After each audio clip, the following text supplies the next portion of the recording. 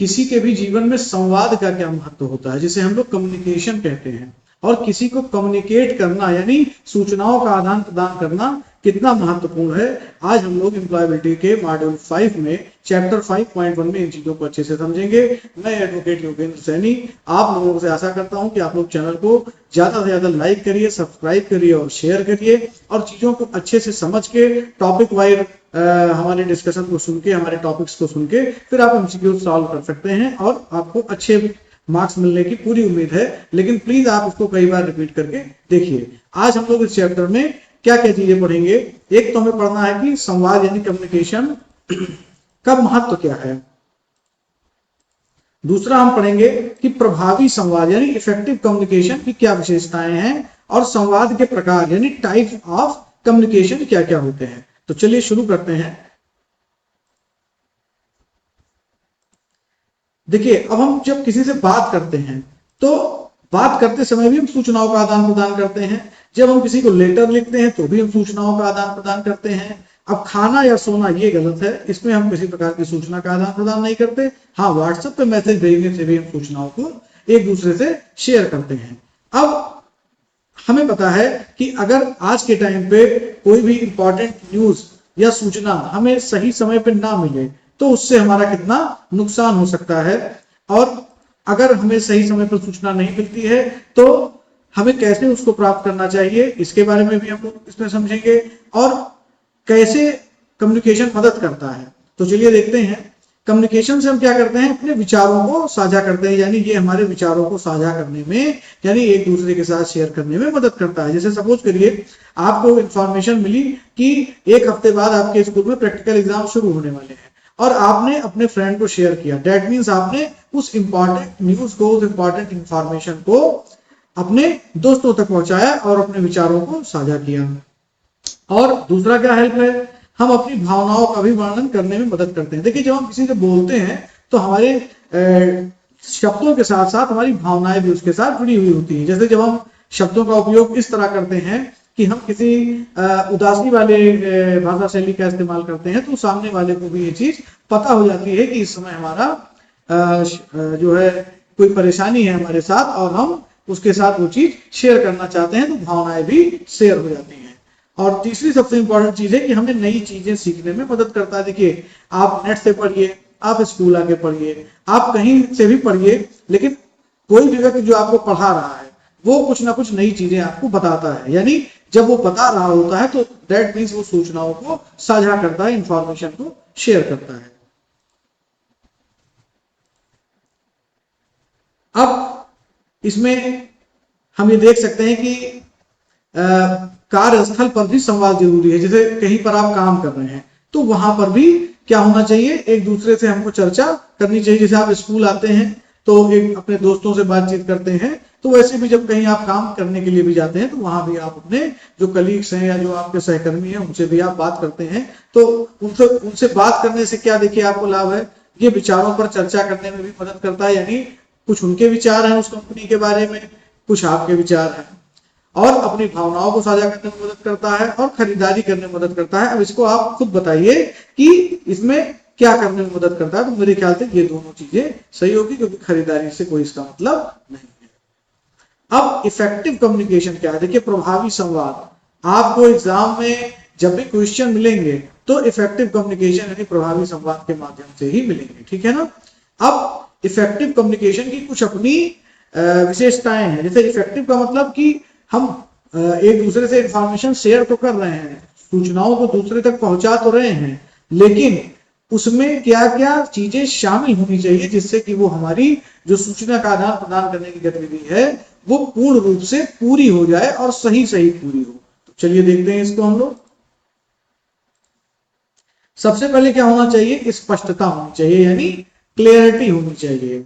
जब आप किसी से बात करते हैं तो आप सरल शब्दों का प्रयोग करें। अब देखिए, क्लियरिटी होनी चाहिए आप शब्दों की भी, और इसमें एक चीज आपको और समझना होगा कि भाषा की भी क्लियरिटी होनी चाहिए। सपोज करिए मैं हिंदी में बोल रहा हूं और सामने जो लोग बैठे हुए हैं उनको हिंदी नहीं आती है, तो मेरे बोलने से चाहे मैं कितना भी क्लियर बोलूं उनको मैसेज कन्वे नहीं होगा या उनको सूचना का आदान प्रदान नहीं हो पाएगा।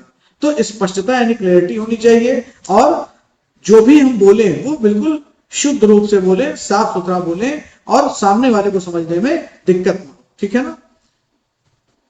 फिर दूसरा है इसमें पूर्णता यानी कंप्लीटनेस।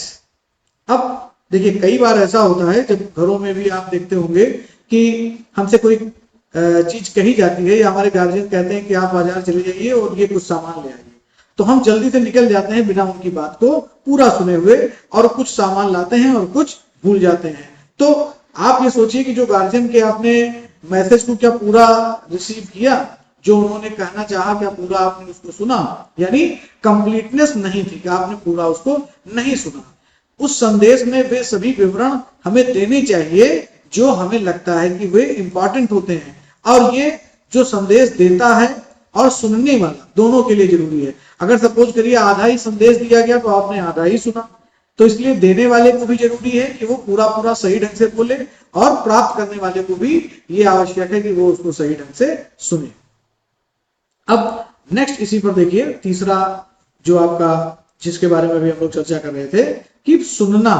अब आधे हिस्से को आपने सुना और आधे हिस्से को आपने सुना ही नहीं, तो इसलिए सुनना बहुत आवश्यक है। तो तीन चीजें बहुत इंपॉर्टेंट हैं, एक स्पष्टता यानी क्लियरिटी, दूसरा पूर्णता यानी कंप्लीटनेस, और तीसरा सुनना यानी लिसन। तो CCL आप याद कर सकते हैं, क्लियरिटी, कंप्लीटनेस और लिसनिंग, यानी सुनने की जो आपकी क्षमता है वो पूरा आपको सुनना चाहिए, ठीक है। जैसे यहां पर देखिए एक उदाहरण दिया गया है कि आपको ईमेल से किसी को छुट्टी मांगना है, मान लीजिए अपने जो भी आपके अधिकारी हैं या जो भी आपके मैनेजर हैं, तो इन्होंने एक मैसेज में लिखा है कि प्रिय महोदया कृपया मुझे अगले शुक्रवार को छुट्टी दे दी जाए। और इसमें लिखा गया है दूसरी तरफ का ये जो मैसेज, ये मैसेज 1 है, ये मैसेज 2 है। इसमें क्या क्या लिखा गया है कि 23 दिसंबर 2023 को, पहली बात तो इसमें डेट मिसिंग है, देखिए इसमें डेट लिखा हुआ है शुक्रवार, दिन भी लिखा हुआ है, इसमें दिन नहीं लिखा हुआ है।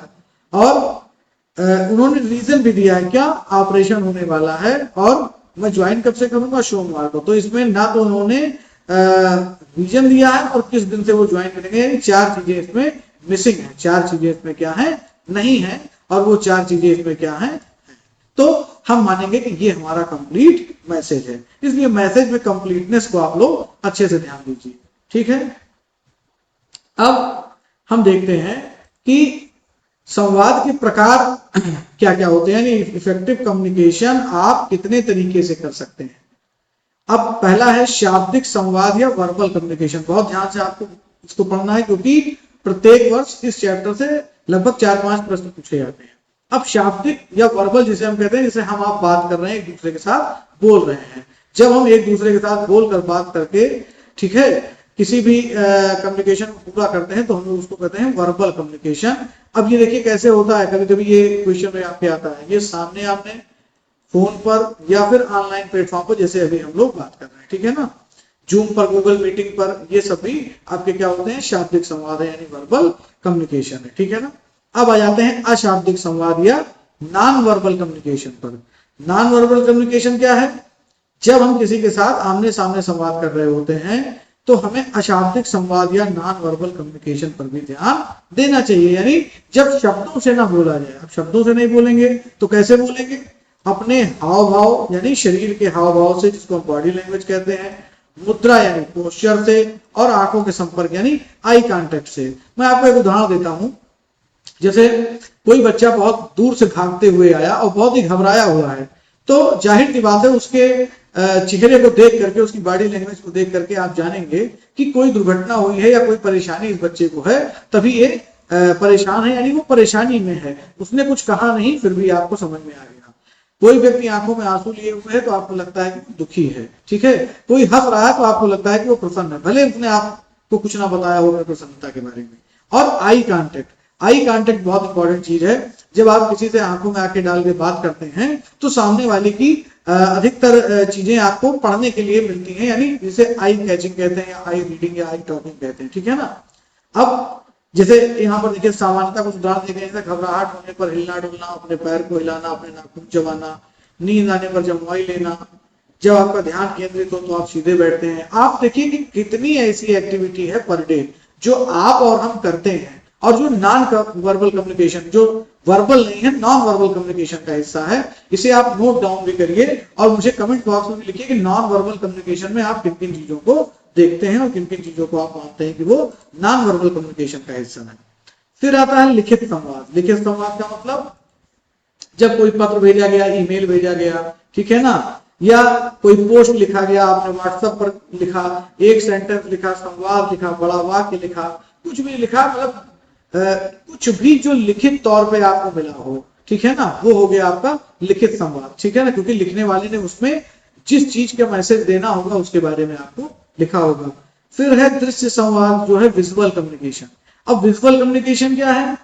कोई संदेश या चित्र या छवियां, जैसे आप पिक्चर देखते हैं, आप न्यूज सुनते हैं, तो उससे बहुत तरीके की आपको जानकारी हासिल होती है। जैसे पोस्टर, आप कहीं बाजार जाते हैं, आप देखते हैं बहुत बड़े बड़े होर्डिंग, बैनर, पोस्टर लगे हुए हैं, तो उसको भी आप पढ़ के उसके अंदर की इंफॉर्मेशन को कलेक्ट कर लेते हैं। हम आप वीडियो देखते हैं, चित्र, फिल्में, दृश्य संवाद को उदाहरण, ये सब मतलब क्या है?